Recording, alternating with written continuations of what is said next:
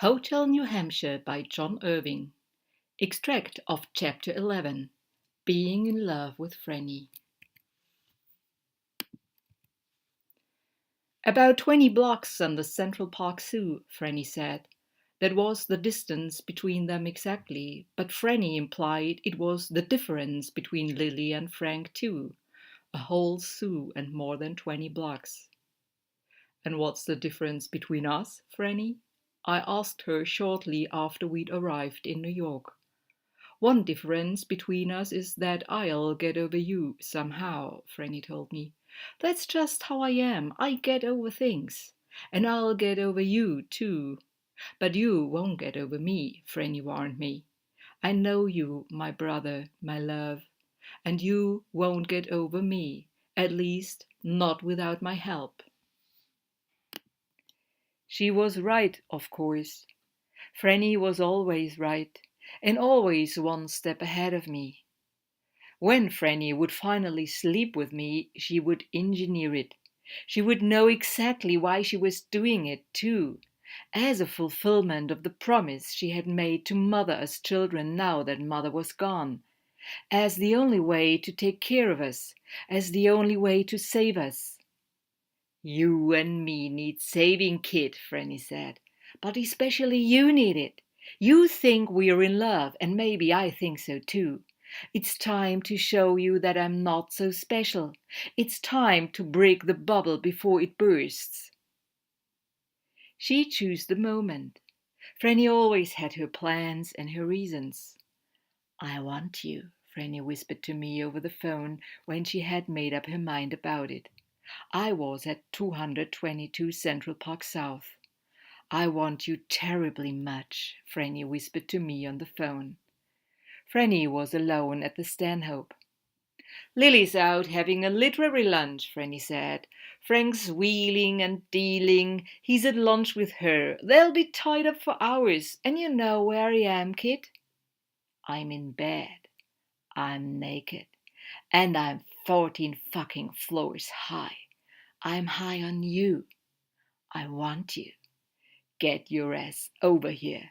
Kid, it's now or never. We won't know if we can live without it until we try it.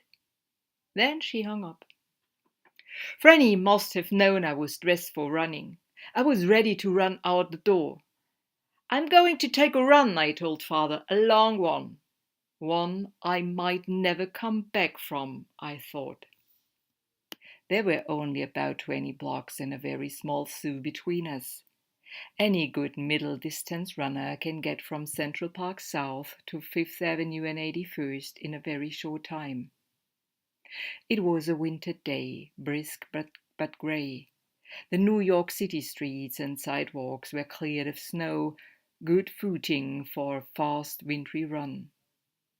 The snow in Central Park looked old and dead, but my heart was very much alive and pounding in my chest. The doorman at the Stanhope knew me. The Berry family would be welcome at the Stanhope for years and years. The man at the reception desk, the alert, cheerful man with a British accent, said hello to me as I waited for the elevator. The elevators at the Stanhope are rather slow. I said hello back to him, scuffing my running shoes on the rug. At this day I was there to make love to Franny. The elevator couldn't get there fast enough. I decided to run up to the 14th floor. I must have looked awfully eager when I arrived. Franny opened the door just a crack and peeked at me. Yuck, she said. You'll have to take a shower. Okay, I said.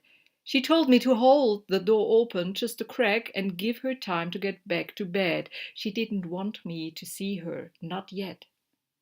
I heard her bound across the street and leap back into bed. Okay, she called, and I went in, putting the Do Not Disturb sign on the door. Put the Do Not Disturb sign on the door, Franny called to me. I already did, I said, in the bedroom looking at her. She was under the covers, looking just a little nervous. You don't have to take a shower, she said. I like you all sweaty. At least I'm used to you that way. But I was nervous and I took a shower anyway. "Hurry up, you asshole!" Franny yelled at me. I took as fast a shower as I could. I came out of the bathroom naked, and when Franny saw me, she covered her head with the sheet and said, "Jesus God." I slipped into bed beside her and she turned her back to me and began to giggle. "Your balls are all wet," she said. "I dried myself." "You missed your balls." "Nothing like wet balls," I said, and Franny and I laughed as we were crazy. We were. "I love you," she tried to tell me, but she was laughing too hard. "I want you," I told her, but I was laughing so hard that I sneezed right in the middle of telling her that I wanted her, and that broke us up for a while longer. It was like that as long as she kept her back to me, and we lay together like the stereotypical love spoons. But when she turned to me, when she lay on top of me with her breasts against my chest, when she scissored her legs around me, everything changed. If it had been too funny when we started, now it was too serious and we couldn't stop. The first time we made love, we were in a more or less conventional position. "Nothing too tantric, please," Franny had asked me. And when it was over, she said, "Well, that was okay. Not great, but nice, right?" "Well, it was better than nice for me," I said, "but not quite great, I agree." "You agree," Franny repeated. She shook her head, she touched me with her hair. "Okay," she said, "get ready for great." At one point, I must have held her too tightly. She said, "Please don't hurt me." I said, "Don't be frightened." She said, "I am, just a little." "I am a lot," I said. It is improper to describe making love to one's sister. Does it suffice to say that it became great and it got even greater? And later it grew worse, of course. Later we got tired. About 4 o'clock in the afternoon, Lily knocked discreetly on the door. "Is that a maid?" Franny called. "No, it's me," Lily said. "I'm not a maid, I'm a writer." "Go away and come back in an hour," Franny said. "Why?" Lily asked. "I'm writing something," Franny said. "No, you're not," Lily said. "I'm trying to grow," Franny said. "Okay," Lily said. "Keep passing the open windows," she added. In a sense, of course, Franny was writing something. She was the author of how our relationship would turn out. She took a mother's responsibility for it. She went too far. She made love to me too much. She made me aware that what was between us was all too much. "I still want you," she murmured to me. It was 4:30 in the afternoon. When I entered her, she winced. "Are you sore?" I whispered. "Of course I'm sore," she said, "but you better not stop. If you stop, I'll kill you," Franny told me. She would have, too, I realized later. In a way, if I had stayed in love with her, she would have been the death of me.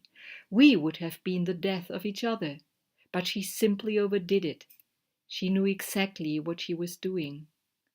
"We better stop," I whispered to her. It was almost 5 o'clock.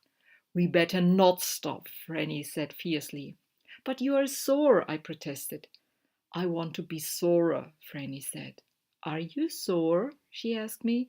"A little," I admitted. "I want you a lot sore," Franny said. "Top or bottom?" she asked me grimly. When Lily knocked at the door again, I was on the verge of imitating Screaming Annie. If there'd been a new bridge around, I could have cracked it. "Come back in an hour," Franny yelled. "It's 7 o'clock," said Lily. "I've been away for 3 hours." "Go have dinner with Frank," Franny suggested. "I had lunch with Frank," Lily cried.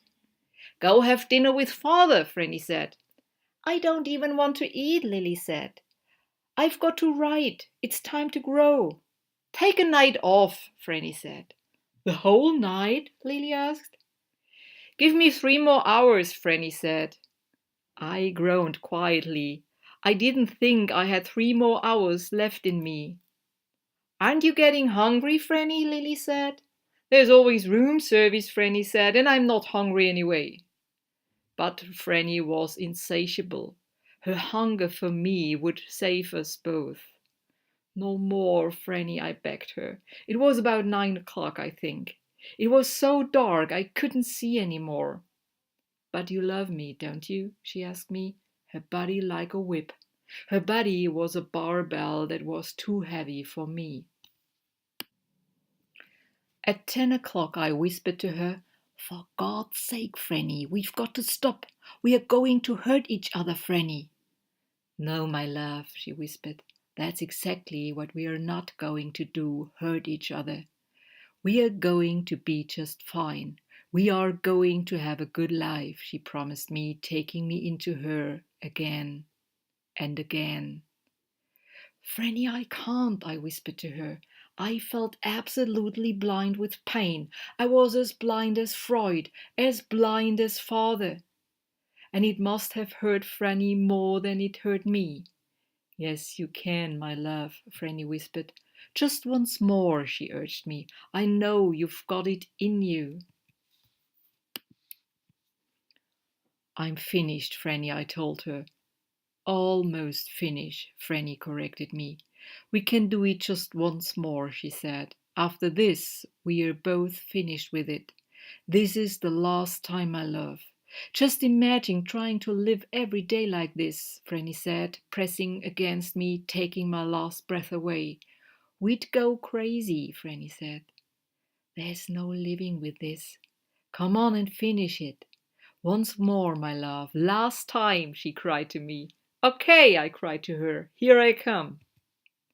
Yes, yes, my love, Franny said. I felt her knees lock against my spine. Hello, goodbye, my love, she whispered. There, she cried. Then she felt me shaking. There, she said soothingly. That's it. That's all she wrote, she murmured. That's the end of it. Now we are free. Now that's over. She helped me with the bathtub. The water stung me like rubbing alcohol. Is that your blood or mine? I asked Franny, who was trying to save the bed now that she had saved us. It doesn't matter, my love, Franny said cheerfully. It washes away. This is a fairy tale, Lily would write. A fairy tale of our family's whole life. I agree with her. Iowa Bob would have agreed with her too. Everything is a fairy tale, Coach Bob would have said. And even Freud would have agreed with him, both Freuds. Everything is a fairy tale.